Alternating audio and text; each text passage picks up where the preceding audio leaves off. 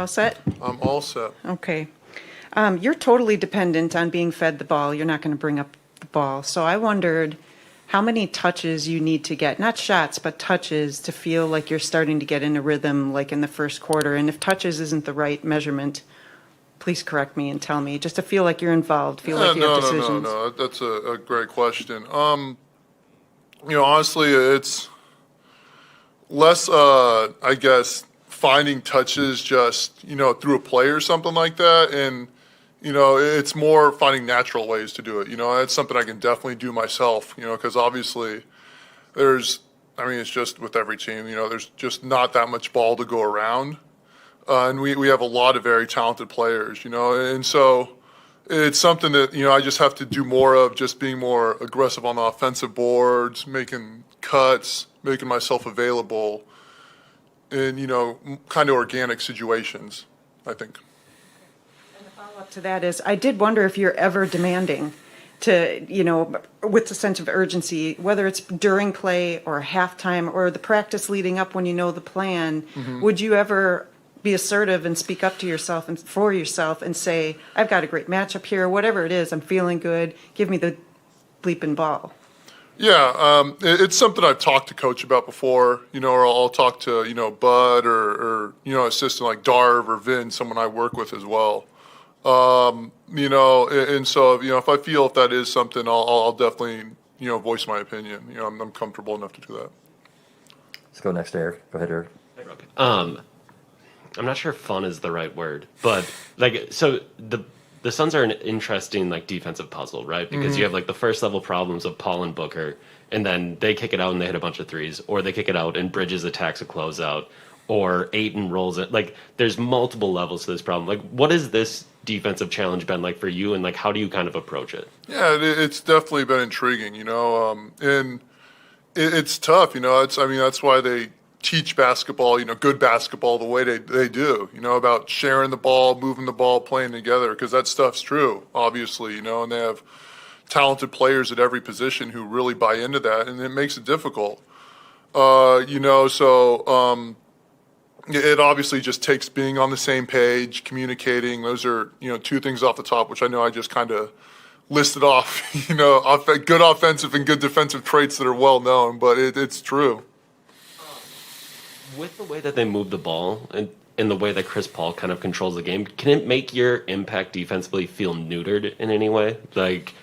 I keep making the right play, but it doesn't matter because they pass it around me or drive around me or whatever it might be. It's just, and I, kind of been thinking about this, it's just about making adjustments, and, we're all kind of, both teams, I guess, in basketball, you're trying to create a box to control one team and keep a team in the box. And then they're getting out of it, and vice versa. And then, that's kind of what you see happening in real time. We keep trying to create a box to control them, to control one player. And, CP's obviously such a smart player. He's like having a coach out there, and he's very good at making reads. You see him in control, just kind of dribbling, calling players up, pointing at guys, and really coaching from the floor. And so we just have to be at our best, being active and communicating with one another. Let's go to Lori for the next question. I feel like in the 3 years that I've covered you, you've been mentioned that from your teammates you should be an all-star, and you're not an all-star. You should be Defensive Player of the Year. You get mentions, but Giannis gets it. I think it was even between you and Chris, if the Tokyo Olympics had been last year, I think you were up for that as well. I know you're a humble guy, and you've always said in the past, if the team succeeds, that's good for you. But does this do you check those boxes for motivation?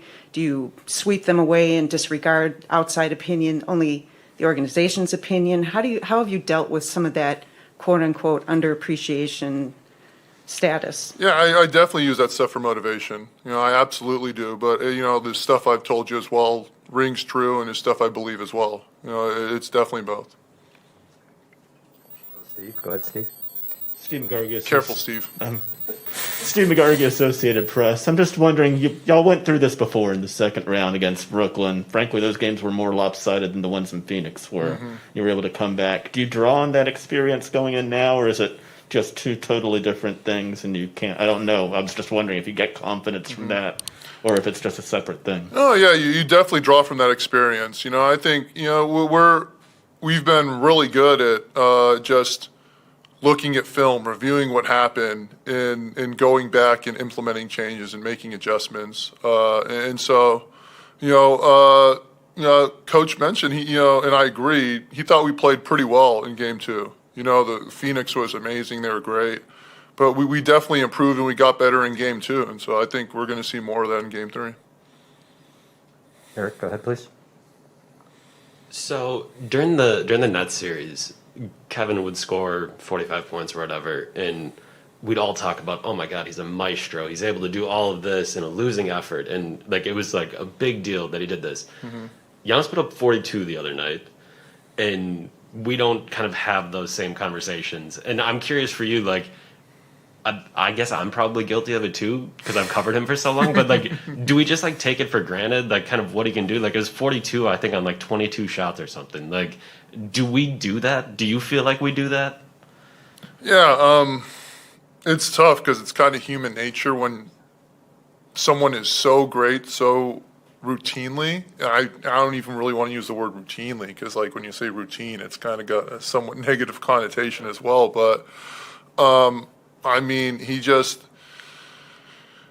so inhuman for us so often. It's I understand how you can see that, but we obviously clearly don't take him for granted, and we need Giannis to be Giannis, and more so each and every game in the series. I just asked him about it. It feels like since the Nets series, he's gotten a lot more comfortable with, hey, I'm going to get to my spot, hook shot, or I'm going to get to my spot, bump, fade, there it is.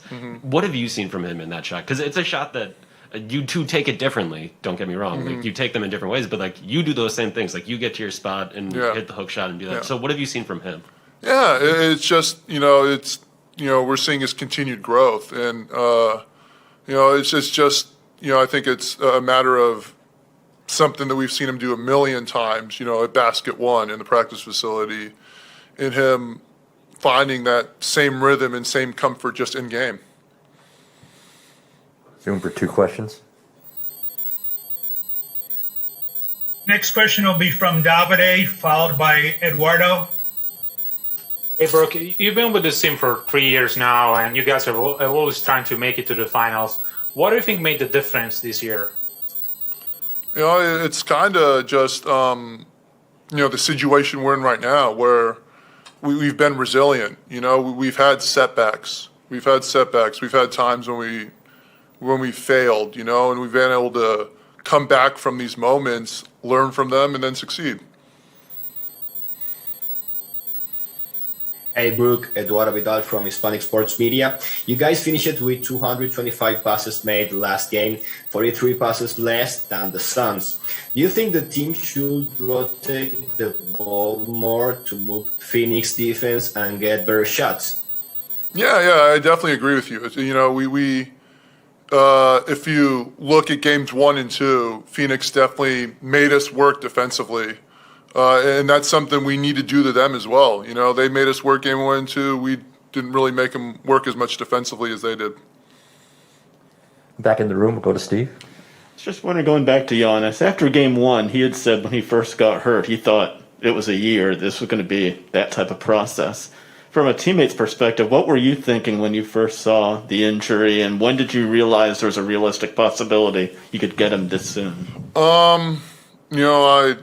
I didn't see, as part of the actual play, and I kind of turned once it happened, so I didn't see the ensuing action. I know it was, a rough watch, but, I honestly didn't really have any expectation. I don't really, watch ESPN or read media, pay attention, anything like that, so I didn't really have any viewpoint but what they kind of gave us. And so, I heard all the talk from our guys, and, I guess I didn't really have a fully formed picture in my mind, honestly. It was just kind of day to day, hoping to hear word on Giannis and everything like that. And just at the same time, we had our series to play, so we were just focused on taking care of business on court as well. So it was just a matter of hoping for the best for Giannis while, trying to do what we could. Let's take two more in the room. Let's go ahead there, and then Laurie will finish. Brooke, at the end of the first half, they had a possession where I think, if I remember correctly, it was 12 passes, where it just went all the way around, all the way back. In the middle of that, Chris got a tip. Like, you guys had recovered well enough, and I know you weren't on the floor at that time, but like, it speaks to how well they're moving the ball, but it also speaks to how well you guys can rotate. Like, is that something that you guys can use mentally yourselves? Like, hey, they can move the ball, but we got this. Like, no, absolutely. Yeah, I mean, watching it, they moved the ball well, but they had to work. They had to move the ball like as well as they possibly could. And they they ended up getting that 8-and-1, but it was difficult. It wasn't easy for them, and that's how we have to be. We have to make everything as difficult as possible for them. Do you do anything special to work on being sure-handed? And I think about like the pass that was behind you from Drew that you slammed down in the Atlanta series. Football players, they work with the jugs machines and balls being blasted at them, and you have a wide area that. Is that just natural from practice and you have a big wingspan, or do you actually do specific drills or strength things that help you? Yeah, I think it's just all from repetition and practice. One of the main things I like to do is I just like to, when we're working on my floaters with a basket four with like Darvin or with Ben, just catching with one hand and finishing, not bringing the other hand in to control it. Just catching one hand, going up, finishing, catching one hand, finishing. I just think that does everything. Thank you, Brooke. Thank you, guys. Sam Amick, The Athletic. PJ, good seeing you. Been a minute. I'm used to that red jersey. Yeah. We were talking to Drew about, and you can relate, the playing two sides of the floor and how he's being asked to do a lot defensively. Coach wants him to be more aggressive offensively, but, with defense being your specialty, just what needs to change there in Game 3 collectively? I think it's making adjustments to how they're playing and what we like doing. A lot of time our game plan doesn't really change a whole lot, just tweaks. And from game in to game out, from every series, every game, is little tweaks we make that's a big difference. And it's going out and executing the stuff that, we put in. They've shot the ball amazing. You got to give them credit. They've really shot the ball well. Game 2, everybody else shot it well outside of Chris and Devin. So, it's on us to be able to square the ball up, be physical, and really make it a little bit tougher. But, for Drew, playing both sides, we definitely need him to be more aggressive, as aggressive as possible, because when he's playing like that, it kind of unlocks everything else for our team. So, but he's capable of what he does. Next question is Steve. Steve McGargy, Associated Press. I'm just wondering, how much are y'all using the second round experience, being down 0-2 against Brooklyn, coming back? Is that something you draw upon now, or is it two totally separate things? Yeah, I don't even, like, that's so far behind. It's like, it's like, I don't know. You don't really draw anything from that because it's not the same series, different players, different teams.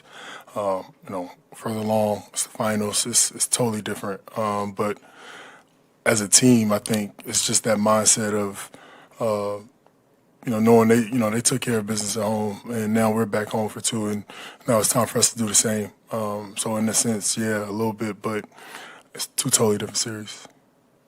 Go to Logan. Go ahead, Logan. What up, PJ? This is Logan Murdoch from The Ringer.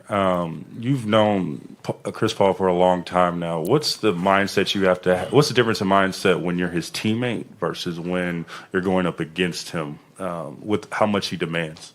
I don't know. Honestly, I think it's like that with all players, right? We all played each other forever, knowing each other. It's using experiences as players, knowing what guys like and, what they, their mindset going into games and what they're doing and what they're telling those guys, and being able to prepare your team and being able to be like, this is what they're doing, this is what they looking at, this is how they're going to attack and do this and that. So for me, I think it's just the experience of being an NBA player and knowing guys, period. When you were his teammate, obviously he has very high expectations, of his teammates. How do you not necessarily live up to that, but make sure you working hard enough to hold up your end when you are his teammate? I think it's the same as playing with Giannis. Giannis has very high expectations of everybody. Everybody should have the same high expectations. Like, it's no one more than the other. All, star players, guys, they needed their role guys to do their job. They need me to play defense. We need me to knock down corner shots. They need to be aggressive, to be a leader, to talk. Like, all that stuff goes into being a champion on all levels, no matter what team you're on. You know what I'm saying? So I think it's all the same. Back to Sam. PJ, you and I years ago talked about the idea that because you've kind of been to the edge of the NBA life when in Phoenix, you even thought about hanging them up, and the idea that you only want to do this at this kind of a level. When you're in Houston and your future's uncertain and you have a voice when it comes to where you might land next, what was the perspective on this group? What were the relationships with the people here that might have played a part, and just why did you feel good about getting sent out here? 15 years knowing me, knowing guys that have been here, everybody pointing this direction. It just made sense. It was perfect. We knew it was perfect from the beginning. So to say I've seen this is kind of an understatement, because this is what we talk about even while I was in Houston getting ready to leave. Me and my team, just knowing that, this was the landing spot, and that if I came here, we'd get a chance to be here where I'm in right now. So, yeah. We'll go to Zoom for a couple questions. Go ahead, please. Next question is from Eduardo Vidal, followed by Davide. Hi, PJ, Eduardo Vidal for Hispanic Sports Media. Do you think in the last game the team made some unnecessary defensive helps that allowed Phoenix to get some open shots? Yeah, definitely. We had some shifts. Guys just trying to be active off the ball, trying to help a little bit with Devin and Chris coming off being aggressive. Guys just trying to show bodies, and just said they did a good job knocking down shots. All the other guys, Jay Crowder, Bridges, they all did a really good job of making us pay when we helped. So it's definitely something that hurt us a little. Hi, PJ. This is Davide Chinellato with La Gazzetta in Italy. I have two separate questions for you. One is if you can take me back to your experience in Italy, and the other one is what makes Drew Holiday a good defender, a great defender, from a great defender to another. Drew Holiday is a good defender because he's relentless. He's always moving, always reading plays, sniffing plays out. His pursuit is incredible. He's probably, definitely is the best defender I've ever seen and been around. And it's just he's just naturally a good defender. And in Italy, I ate some really good food in Italy. I know that. The food was amazing, and shopping, and I went shopping, so I spent a lot of money while I was there. That's the two things I remember most. And it was good basketball. The league was amazing. I had a great time.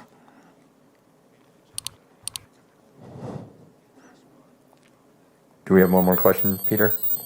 Sure. The last question will be from Cassidy. Hey, PJ. What are you most proud of when it comes to how you've taken care of your body and the sacrifices you have made that has led you to this point in your career competing on this NBA final stage? That's funny. That's an interesting question, because that's like so many people said I couldn't play the way I played for long. That was like the number one thing I heard every time. It's like contract time and stuff. It's like, oh, you can't do that for long. And so to be 15 years in and still be doing the same stuff and be the same me, it's kind of something I hang my hat on. Being able to be me means a lot, and to be able to be on the stage and be able to keep doing that is amazing. So shout out to all my trainers and everybody that helps me stay together, I guess. Any more questions in the room? No? Okay, thanks, PJ. Thanks. Yeah. Tricky.